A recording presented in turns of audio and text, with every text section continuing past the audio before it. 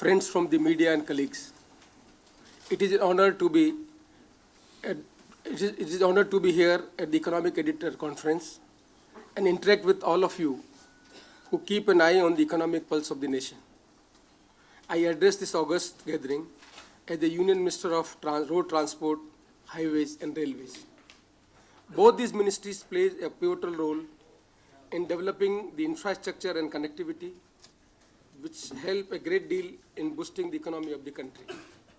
I will start my address with Ministry of Road Transport and Highways, but can assure you that our approach for the railways will be no different. From the common man to billion-dollar conglomerates, everyone is welcome at the Ministry of Road Transport and Highways. This is not merely for the sake of speaking. Take a look at our performance. To begin with, I will share our initiative of e-tendering with you. This endeavor of ours, inviting tenders electronically, has brought in more bidders to the table, in turn raising the tune of business. Till date, 525 tenders have been floated, and we were set to generate business of around 1 lakh crore from the same.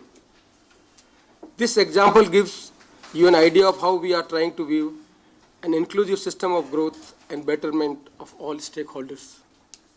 Our national highways constitute merely 1.7% of the length of the road network, but they carry 40% of the traffic on roads. This provides an immense potential for growth and development of road network, and we are striving to excel. At our ministry, we are not only working towards making the most of the opportunities, but also ensuring that we do so in a transparent way, giving equal opportunity to all and also involving the end users, the people. Staying with the public, we have pushed for the public-private partnership model and policy framework. Ladies and gentlemen, with this initiative, 8,000 kilometers have been awarded in the last 1 year, and it is estimated to generate approximately 80,000 crores. Awards of road aside, under the National Highways Development Program, from June 2004 to September 2012, we have built up 10,687 kilometers of quality highways, and with an investment of rupees 6,178 crores. Another major steps we are taking up is to launch a large program of public funded projects under the engineering, procurement and construction EPC or turnkey mode. A new EPC contract document has been finalized on fixed cost and time basis to replace the traditional item rate contracts, which have the issue of time and cost overruns. We are planning to award about 4,000 kilometers of roads for two-laning on EPC mode in the current financial year. To expedite this, we have issued a general request for qualification based on capacity rather than individual project specific. The evaluations would be done in a transparent manner and will be posted on our websites so that the bidder has opportunity to represent. The qualified bidders would automatically be eligible for any projects up to the capacity for which they have been qualified. Friends, let me bring in a matter of policy here. As an important policy matter, we have decided that the existing national highways and those in pipelines will be taken to minimum level of 2-lane with paved shoulder specifications. While undertaking new projects, we aim to connect the remote parts of the country with the mainstream and be a partner in the development process. You will be aware, last week we laid the foundation of JED mode tunnel projects at Sonmarg in Jammu and Kashmir. There the 6.5 kilometer tunnel along with 6 kilometers approach road is being built at a cost of 2,700 crores on BOT annuity basis. In the same vein, a still larger and more complex tunnel projects at Jojila Pass having 13 kilometer length and a total project cost of 5,500 crores is also being envisaged to be initiated next year. These two tunnels together will provide all-weather connectivity to Kargil, Leh, Ladakh region, which at present remains cut off for 6 months in a year due to bad weather and landslides. Likewise, Upcoming tunnels between Kojikunda and Banihal and Chenani and Nasari will reduce the travel distance between Srinagar and Jammu by 46 kilometers. Along with building new roads, our ministry is giving high priority to road safety issues. We have identified 25 black spots, each in 13 accident-prone states, and are actively rectifying these places. Safety awareness campaign have been launched across various media platforms. I am happy to say that in many states our efforts have shown results, and road accident and casualties have come down. We have introduced a number of information, communication, and technology initiatives. First, owing to the e-procurement and e-tendering initiatives, about 525 tenders have been floated by NHAI electronically. As a direct result of competitive bidding and number of applicants going up, NHAI will receive rupees 300 crore per year for next 25 years as a premium in various highway projects. I would like to share that our e-tendering system has been audited by the World Bank. Second ICT initiative is that by 2014, all toll plazas on national highways will collect toll electronically using the RFID technology. This will eliminate long queues and toll plaza and enabling hassle-free travel on highways. These initiatives have helped, but looking at the recent global economic conditions, there have been few challenges in project financing, land acquisitions, arbitrations claims, mergers, and transfer of projects, etc. Let me assure you that the government is addressing these issues and is in dialogue with concessionaires, lenders, and regulatory agencies. Concluding my talk on road, I will like to share our attempt to connect with the end users, people via Facebook.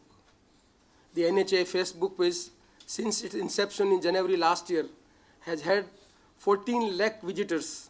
There are around 5,000 people registered on the same, contributing with their suggestions. Friends, with this I will now shift my talk towards railways. I have assumed charge recently, and let me again say that I said on day one that safety and amenity of passengers will be our top priority. Having said that, I am in consultation with my colleagues at the Railways Ministry and aware of the constraints and expectations of the people, will try to strike a balance between the two. One of the biggest hazards to safety are the unmanned railway crossings, and our long-term goal is to man them. At present, we are exploring various measures to address this issue. Before embarking on any major decisions, I am familiarizing myself with the functioning of the railways. For each ministry has a unique way of functioning and decision making. Friends, you will agree that along with safety, modernization is the need of the hour. I am aware of the two important reports, one on modernization by Pritoda Committee and other on rail safety by Kakotgar Committee. Both these reports are with my ministry and are being actively deliberated on. After consultation, we have decided to constitute Rail Traffic Authority, issue on priority the RFQ for Mumbai Elevated Rail Corridor, accelerate work on the 7 high-speed corridors, and to monitor dedicated freight corridor. As I conclude, let me assure you that we will leave no stone unturned to ensure the highest standards of safety are maintained. We work collectively towards modernization and develop lasting infrastructure that plays catalyst in the development story. We are determined that the wheel of the development rolls steadily, taking everyone along on the path of prosperity. Thank you. Thank you, sir. We will now have the PowerPoint presentation.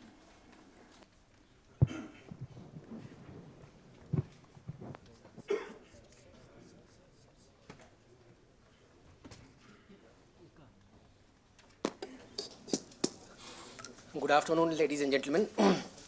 I can see many familiar faces, and we have been interacting with the media quite regularly. So what I am going to say would be known to most of you.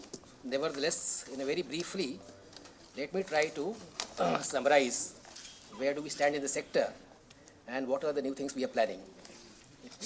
The brief profile of National Highway Network would be known to everyone. We have 78,000 kilometers of total NH network. And the Honorable Minister already mentioned that the NH accounts for 78,000 kilometer.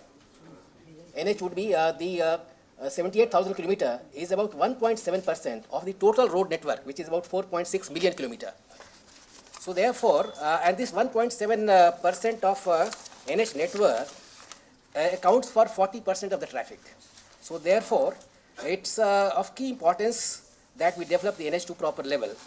The most important program of the National Highway Development, as you are aware, is NHDP.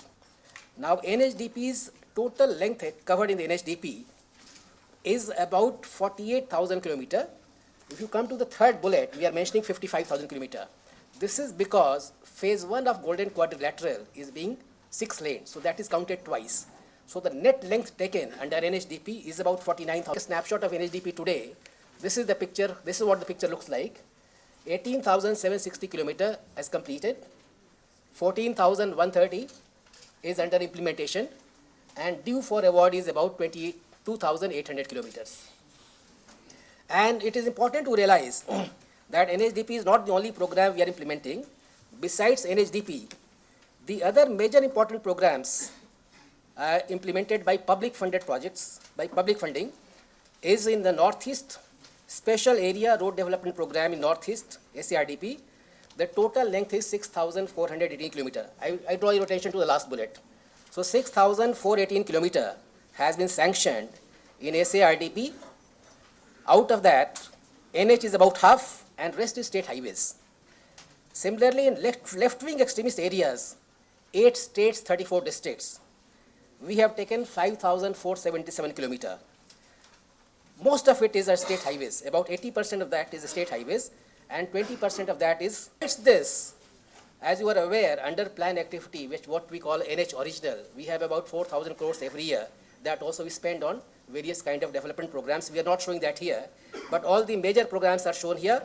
So 3 major programs are NHDP, and RFP, RFQs are standard, model concession agreements are standard, and our standard models are recognized worldwide as one of the most authentic models because it is not case by case. Across the country we have same model. It doesn't allow in between any changes. During the concession period, the documents do not allow any kind of renegotiation. The toll rates over the period of the concession is announced upfront, is a part of the contract. So this is the PPP model. It's about one of the best in the world. And let me also mention here that NHAI today is implementing the largest PPP road project in the world, about 8,000 kilometers, which was awarded last year, or even prior to that, about 5,500 kilometers. So we are proud to mention here that we are implementing largest public-private partnership program in the road sector in the world. Next, please. Now, I have to admit upfront that while last year was very good, this year we are facing some challenges on the PPP front. And there could be various reasons. One reason is regulatory clearances, delay in regulatory clearances. We are handling that separately. And the other problem could be on the financing side where both the concessionaires and lenders are stretched with their limits. But we are hopeful that this phase would soon pass over. So further to mitigate that, as Honorable Minister announced, we have decided to launch a very major public funded program this year, which was not there last year. We are going to award at least 4,000 kilometers in the current year on PPP, on EPC mode, which will be public funded. Now this will do 2 things. This would infuse some capital in the sector. This would also give confidence to the sector because most of the concessionaires are also EPC contractors. So the moment EPC program is launched in a big way, so everyone has some funding for, in terms of mobilization advance and other things, they have some funds and some leeway for at least equity investment. So therefore, we believe that the launching of EPC program is also going to help in a way PPP project also. Then next please. Before EPC contract, you are aware that now EPC document has also been finalized. EPC allows for sharing of risks between the 2 parties, and whoever has better control on the risk is apportioned to that party. It is a fixed price, fixed term contract. The EPC document also mandates that the contractor will design himself. So that time is saved. He takes responsibility for design. That also means that he can utilize the most advanced technologies. He is not bound by what we give to him. So therefore, that flexibility is given to him. The design flexibility is given to him. He also maintains for 2 years. As far as structures are concerned, the maintenance liability is for 5 years. And for the road portion, it is for 2 years. The other major policy initiative is the OMT, now Operation, Maintain and Transfer Contract. You are aware that earlier the tolling was a separate activity and every year the roads were bid out for toll. Operation and maintenance was a separate activity and we had year-to-year maintenance contract. We have found that this is a very inefficient way of managing a road asset. And therefore what we have decided now is that any road project which is ready for tolling, and this can be of two types. One is public funded projects which are ready now, or private funded projects whose concession period is over. So these two kinds of projects are ready for now OMT. So instead of the earlier separate operation contract, separate tolling contract, now we are planning of a medium term OMT contract. So this term will be about 5 to 9 years and we have already started awarding these projects. So therefore the concessionaire maintains the contract road for 5 years, 5 to 9 years. He tolls and he also does one overlay, one periodic overlay and maintains it further for another 3 years, which is the life of that overlay. One renewal quote he does during the time of the concession and further to that he maintains also for 3 more years. So that is how we have defined a period of 5 to 9 years. So this is a new initiative we have done in OMT. Next please. I won't like to spend too much time on this. All these details are there in your folder. So ACRD PNE, this is the total program which has been divided into different modes, EPC and BOT. Then we have also an Arunachal package which is of another 2,300 kilometer. So total program of ACRD PNE plus Arunachal package is about 6,300 kilometer in the first phase. Next please. Now left wing extremist areas, I mentioned in my opening remarks that total length planned in this is 5,477 kilometer. And this is how it is divided. 1,126 kilometer of national highways plus 4,351 of state highways at a cost of 7,300 crore rupees. This has been already sanctioned, approved. This is going on and it is planned to be completed by 2015 and this is doing quite well. I may also mention here that we are also planning to take up the second phase of LWE for which the EFC meeting is going to take place day after tomorrow. So therefore another phase of LW is going to be taken up very soon. Next please. And this is the progress of LW projects. And you can see in the end, 1865 kilometer has already been completed out of 5477. And all these projects are doing quite well except some areas which I may mention here, which we call category C places. Now category C areas are those where the security situation is a little more difficult. So except the category C districts, all these projects are doing quite well. And therefore, barring those places where it may be delayed because of security considerations, the projects are going on time. And on those, the areas which are category C, we are in dialogue with security forces, district administration, CISF, and we are planning our scheduling according to their security locations. So this is the status of LW projects. Next please. Now major milestones Minister mentioned in his opening remarks. Now this Zedmore tunnel, many of you were present. And let me say that this is going to be a historical project. And this is the first of the 2 major tunnel projects planned in J&K for connectivity to Ladakh. This is 6.5 kilometer tunnel project and 6 kilometer approach road. The larger tunnel, which is about 20 miles, 20 kilometers further away towards Ladakh, would be about 13 kilometers. It's a big technological challenge constructing that tunnel. When these 2 tunnels are built up, then you just imagine that the area of J&K, which was completely closed for 6 months in a year because of bad weather or landslides, entire Sonmarg area, Kargil area, Ladakh and Leh area, all these areas were completely cut off from the country for 6 to 7 months in a year. All these will be opened for year-round traffic. Now you imagine in terms of strategic importance, economic development for that area. So this is going to be a major milestone. The first one of that has already been foundation stone was laid about 2 to 3 days back, and many of you were there. The 2 bottom projects are already going on. So this one is Kajigan Banihal Tunnel Project and Chenani Nashri. This also Honorable Minister mentioned. They are 10 kilometers long each. Now, this is just to highlight that for connectivity in J&K, the tunnels are very important. They are very costly, very important. And number of tunnels are already going on, number of tunnels are already planned, envisaged in future, and we hope that large parts of J&K, which remain inaccessible for half the year, that will become accessible. Next, please. Now, in our ministry, apart from road development, we are also in charge of road transportation, and which has many issues. Road transportation has issues like driving licenses, registration of vehicles.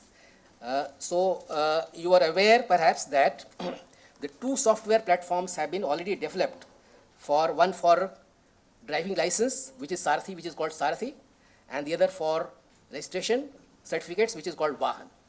And these two standard design of smart cards had already been launched. It's already there. Out of about 986 RTOs, 985 have been completely computerized. Only one RTO in Kalimpong remains to be covered. These computerized RTOs, 985, they are doing all their new work, new licensing on computerized model. So the main part now is legacy data, the historical data which was not computerized, how to build that, how to input that and make it digital.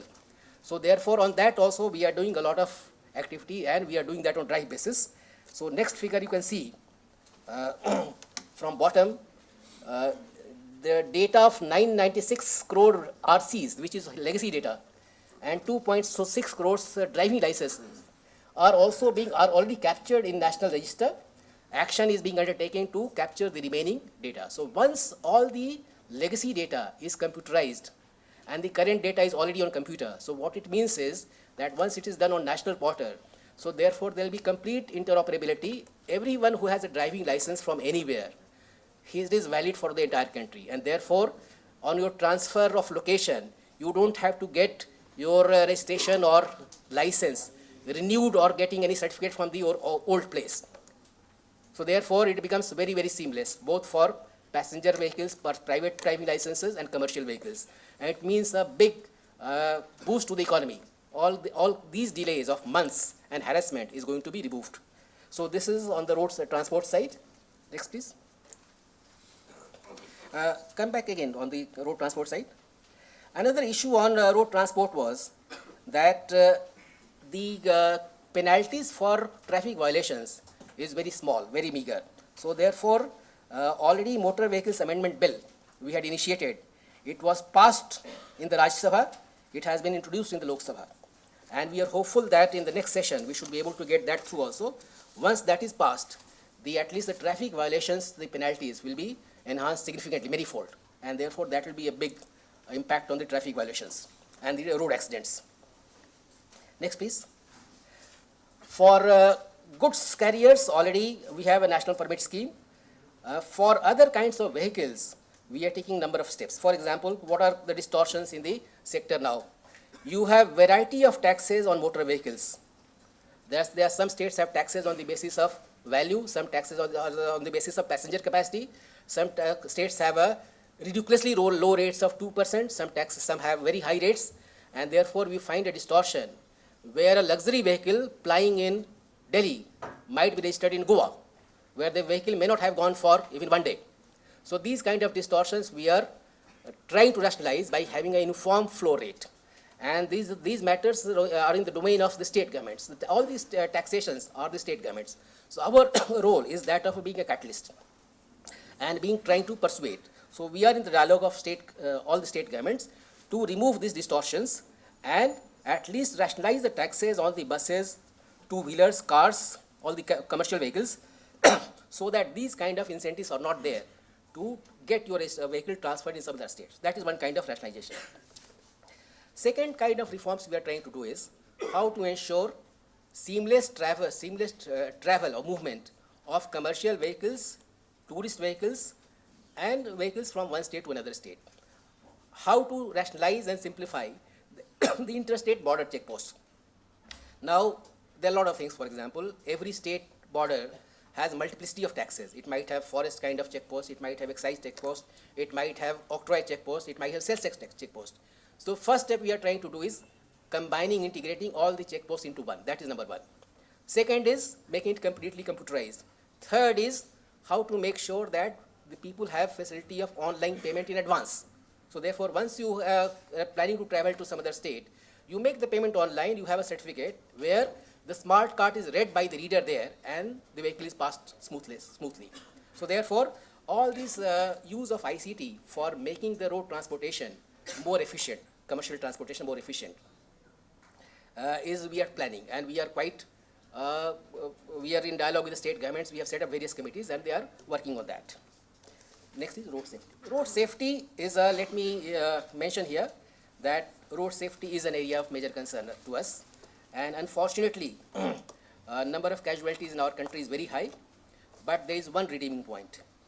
All the measures we have been taking for last 1 or 2 years, they have started showing some fruit, even though the gross numbers of say casualties are little high. The gross numbers have increased. But if I segregate the data, only 4 states, if I take out the 4 major states, the total number of casualties have come down. So that is a big redeeming feature.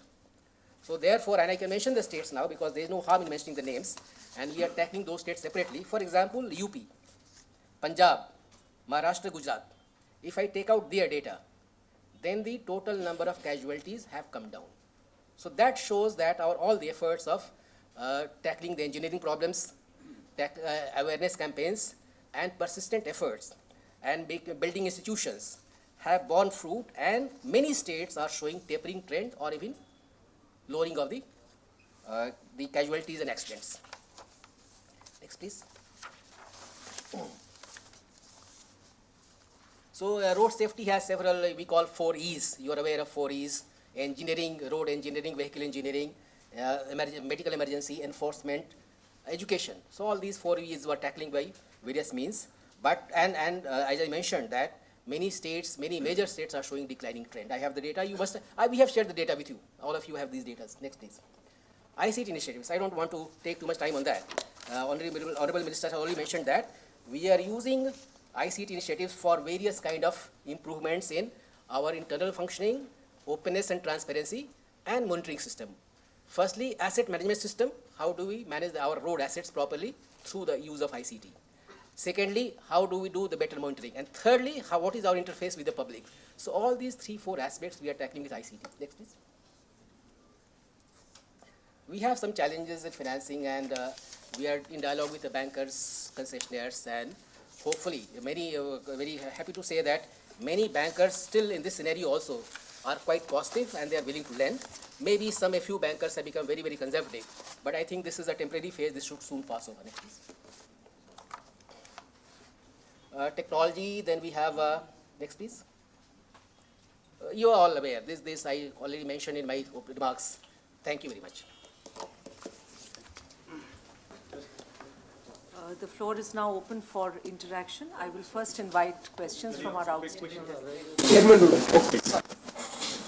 Sorry, my apologies.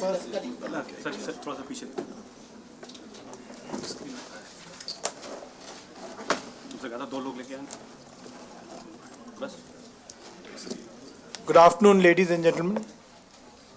You are aware about the vast magnitude of Indian Railways, and I think that most of you have come face to face with the developments that have taken place in the Indian Railways and what we have for the future. Next. As you're aware, we have a workforce of 14 lakh employees who work day and night to provide transportation, both freight and passenger, to the people of this country. And we run more than 19,000 trains, now almost 20,000 in fact today, of which about 14,000 are passenger carrying trains. And we carry the highest number of passengers in the world, and this year we are targeting 8,500 million. Well, that translates to almost 2.4 million passengers every day.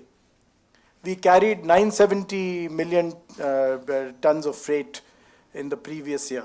And this year we have targeted 1025, although the Planning Commission has set our target even higher at 1038. Until now, we have been doing by and large okay. We have carried almost 23 million tons more than the previous year.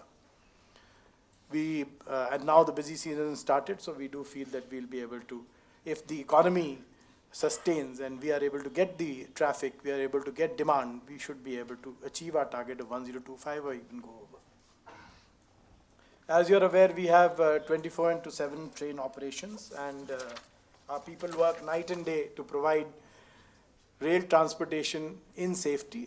Speaking of priorities, safety is our foremost priority, and I would like to pause here for a minute and advise this August gathering that our efforts for safety have borne fruit. When we were given in 2002-03 our first grant of 17,000 crores for upgradation of our system to improve safety, at that time our accident statistics were 0.44 per million train kilometers. Today, after the entire 17,000 crores, of which 5,000 crores were raised internally on the railways, and 12,000 crores was an outright grant by the Government of India, we have achieved a figure lower than 0.13 accidents per million train kilometers. Now, to go to the next level of safety, we need a further infusion of funds into the system. And that will provide the technological backup required for improving. I mean, we have a target for going to zero accident regime, but as you know, zero accident regime is going to be, will have to be supported by a lot of technology.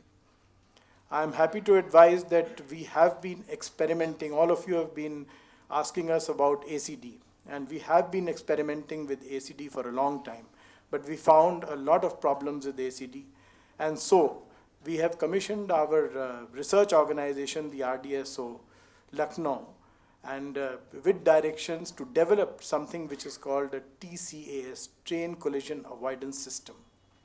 Now this, of course, utilizes the developments that have already taken place in ACD and takes it further, combines it with the systems of TPWS used in the advanced world.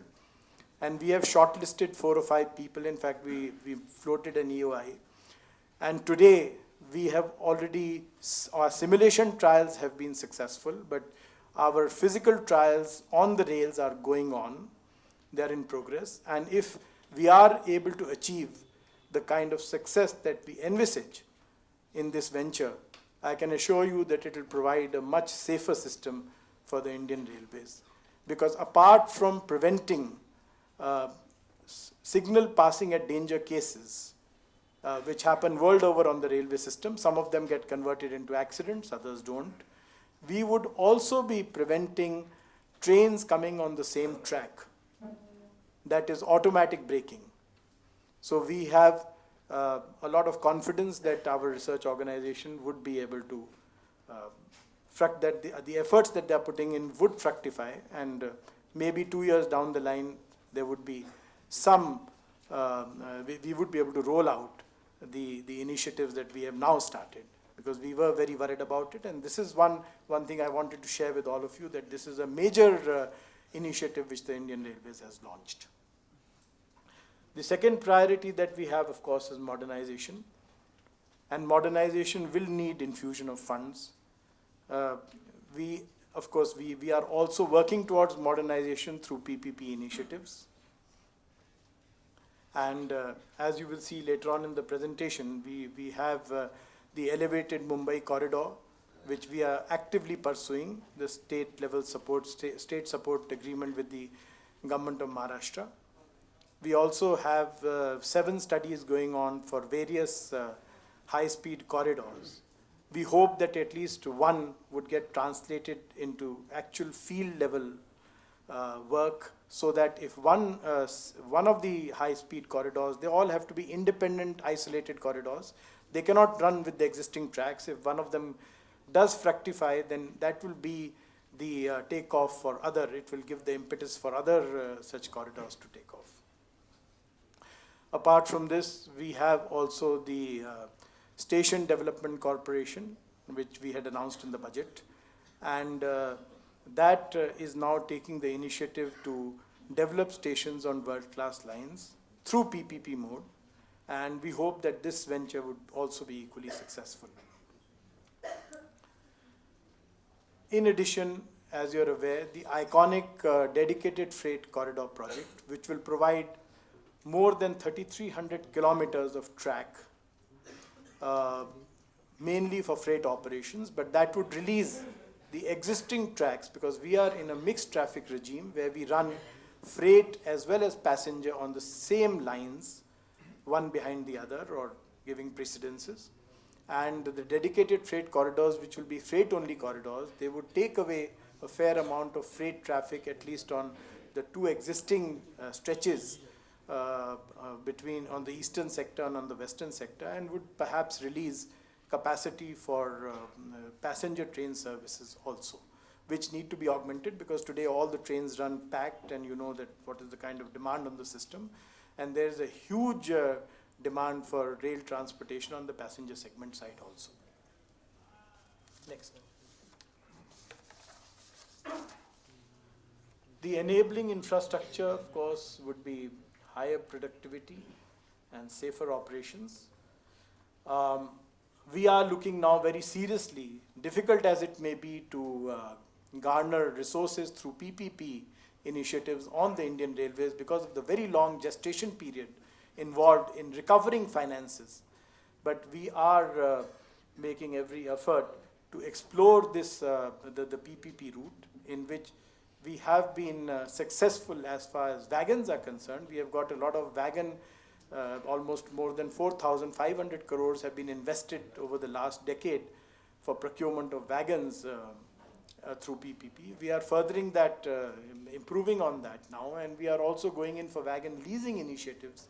In fact, one company, GATX, has already registered with us, and we are working on this side.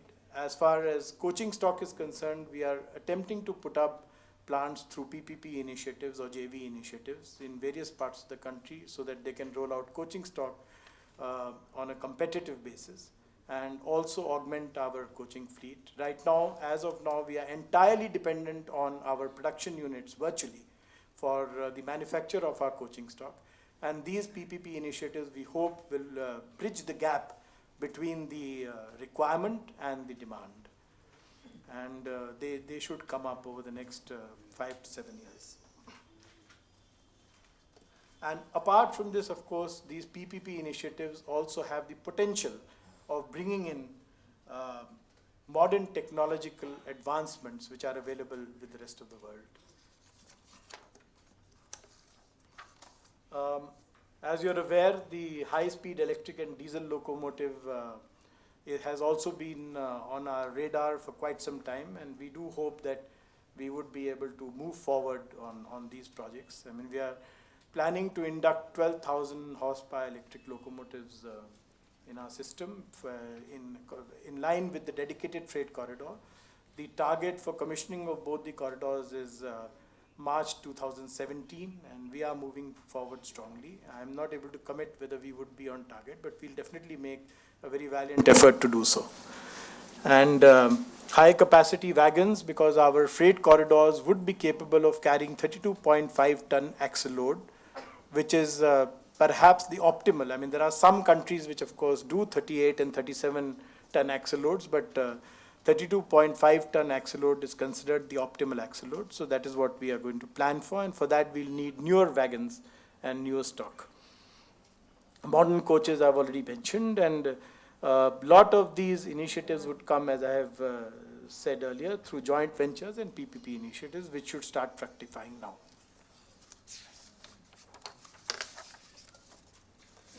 As far as rail connectivity projects are concerned, there is a huge demand, and we have a huge shelf life of almost 1,50,000 crores for building up new lines. Paucity of funding is known to all. But what I'd like to flag here is that in the 10th plan, we achieved a 920 kilometers of new lines in the entire 10th plan 5-year period. 4,289 of gauge conversion, 1,300 kilometers of doubling, and about 1,800 kilometers of electrification. Against that, what we have achieved in the 11th plan is almost 2,500 plus kilometers of new lines and 5,000 plus kilometers of gauge conversion, almost 3,000 kilometers of doubling, and close to 4,500 kilometers of electrification. And in the 12th plan, we do hope that we will be able to improve upon this figure. So, where we were adding very little infrastructure till the 10th plan, we have now improved vastly in the adding of infrastructure, and particularly on the new line and the gauge conversion. We have now only about 8,500 odd kilometers of gauge conversion left in the country, and this is also planned to be converted to broad gauge in the 12th plan period, so that the uni-gauge policy which the railways had adopted in the 90s would have become successful by 2017 or so. We are encouraging private investment through basically for last mile connectivity projects, and we are in the process of going to cabinet for approval of these policies, and we will share them with you, the details, as and when they are approved. And that won't be too long now. Maybe in the next month we should have them. And we do hope that it's going to give a huge impetus on last mile connectivity, port and mines works, which hitherto had perhaps lagged behind. So if this initiative is successful, then we will see a lot of traffic which is perhaps waiting today coming back to rail and moving by rail. We are also very closely monitoring the mine projects. Basically, they relate to three states, the states of Chhattisgarh, Jharkhand, and Odisha, where there are three major lines which will provide evacuation of very large quantities of coal. I don't exactly remember the figures, but it's close to 300 million tons if I'm right.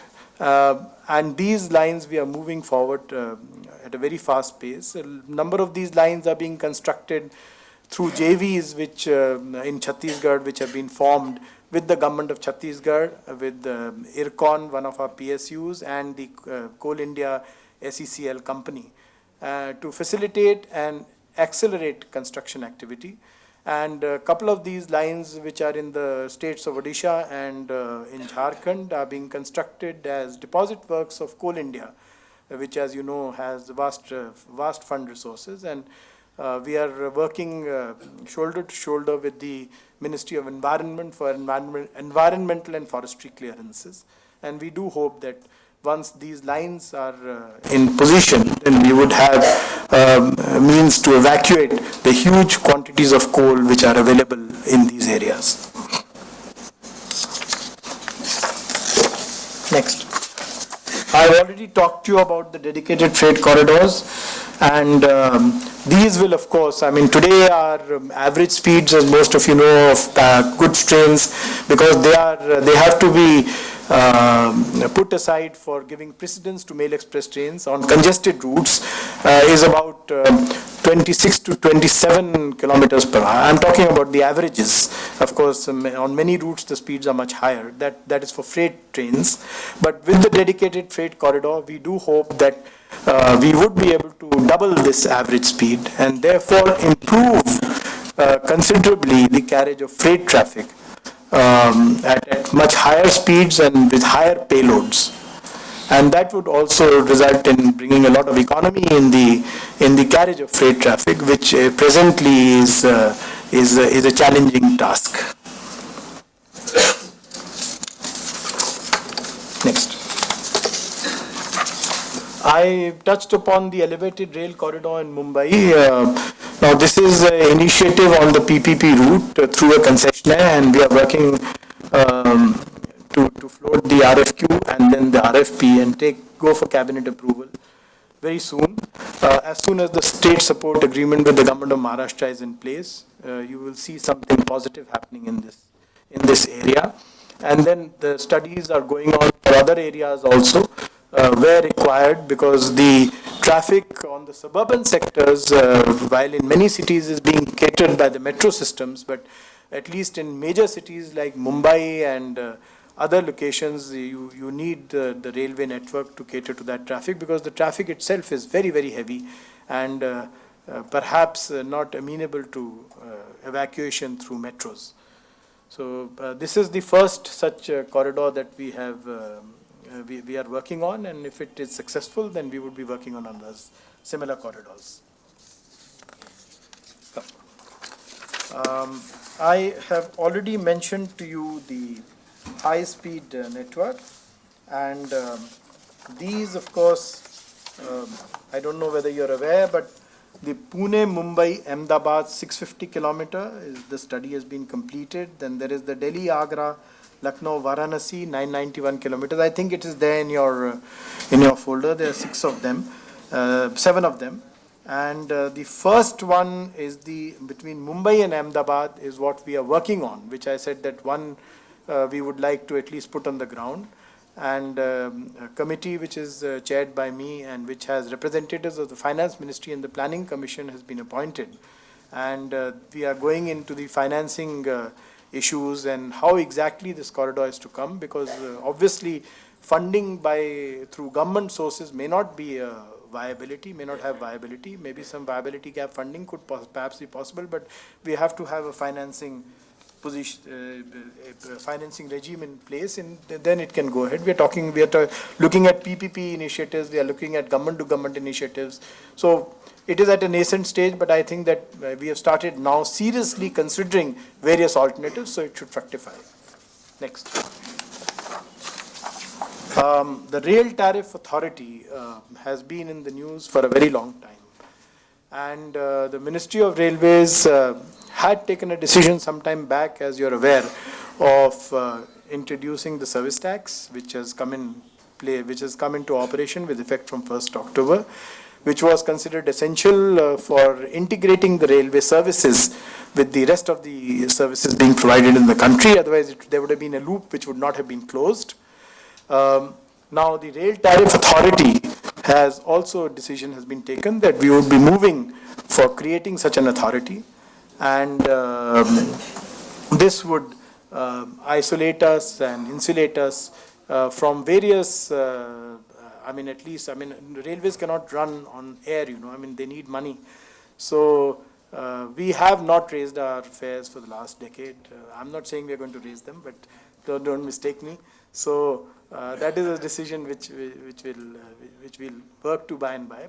But we do need to know that we need to be insulated against various hikes which are happening. The fuel hikes and so many other hikes which are going on. And of course, the cost of running these services is now becoming not only exorbitant but perhaps unviable. So there is a thinking of having an authority of who can tell us that exactly where are we going wrong and where can we need infusion of funds and what is the extent.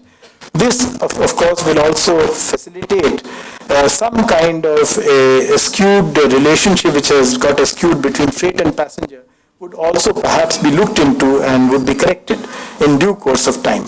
So this is the first step in that direction, and we do hope that it will be successful. Connectivity to remote areas, as you are aware, the USBRL, that is the Kashmir project. Our Honorable Minister has been to Kashmir recently and he has reviewed the Kashmir project.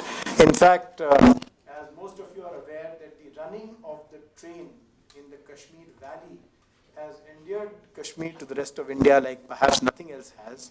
And we are looking forward to the day sometime in 2017 when Kashmir gets connected by rail to the rest of the country. It's a very challenging engineering task, and we have already had the distinction of getting through the Punjab tunnel, which is, I think, 11 kilometers, Mishra ji?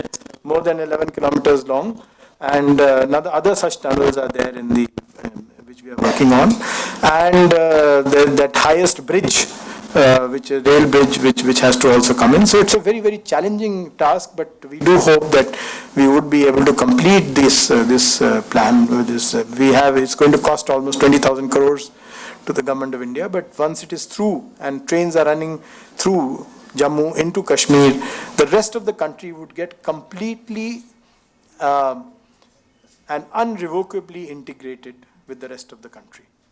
And that is what I think will make all the difference. We are also working very strongly for building rail connectivities in the northeast, which at present are not there. I mean, the huge lot of national projects which are in progress. The Jiribam Tupul Imphal 98-kilometer project, which we hope to complete by March 2016. Then there is the rail cum road bridge over Brahmaputra River near Bogibeel. It's popularly known as the Bogibeel Bridge, which with the link lines on the north and south bund. And this is a project which is expected to be completed by December 2015. Anticipated cost is more than 3,000 crores. Work is in full swing. Then the Lumding to Silchar to Jirbam to Badapur, Kumarghat. This is another line which is being constructed at an anticipated cost of almost 4,300 crores. And we do hope that the target is December 2013, and we do hope that it will fructify by then. And then there's the Rangia Murkong Selek along with their linked sidelines. And this is a 510-kilometer project which was sanctioned in 2003-04, and this is also going on in full swing. Then there's the Agartala Sabroom new line. It's 112-kilometer new line at an anticipated cost of about 1,200 crores. And these are all various projects. Bhairavi, Sarang is there, and then the Sivok, Rangpo. So these will connect most of your northeast regions to the rest of the country. I've already mentioned to you about the coal connectivity projects, which are already in progress. Next. Transparency in the tendering process has been a very important initiative of the Ministry of Railways, and we are using modern technology and to ensure this. And I think that this has become quite successful, and e-auction and e-tendering and most of our initiatives, even payment of railway freight today is virtually e-payment. Almost 80 to 85% of the freight is being paid through electronic means. And as you are already aware that on the passenger side, the PRS system and the unreserved system also, the UTS system, which was till now not integrated with the computerized booking, has also got now integrated through the, so that accountants are much better, and the speed of operations is also improved. Next. So this is basically a bird's eye view. I mean, Indian Railways is too vast and too complex an organization for me to cover in half an hour, 40 minutes. But this is basically a bird's eye view of what is happening on the system and what are we going to do. And I'd like to just end by saying that our for the 12th plan, the plan size is about 5,19,000 crores. 19. And this is as against 1,94,000 or 95,000 crores that was the plan size in the 11th plan. So there's a huge quantum increase. The gross budgetary support we are getting is almost 1,94,000 crores, as has been finalized in the 12th plan period. And we are also going to garner resources through internal generation as well as through 1,20,000 crores through market borrowings, and PPP initiatives will also feature in that. So the entire amount will come to about 5,19,000 crores, which should give a strong impetus to railway infrastructure in the country. Thank you, ladies and gentlemen. We will now begin the interactive session. I would first like to invite questions from our outstation delegates. Yes, please. Samne, first one. Chhattisgarh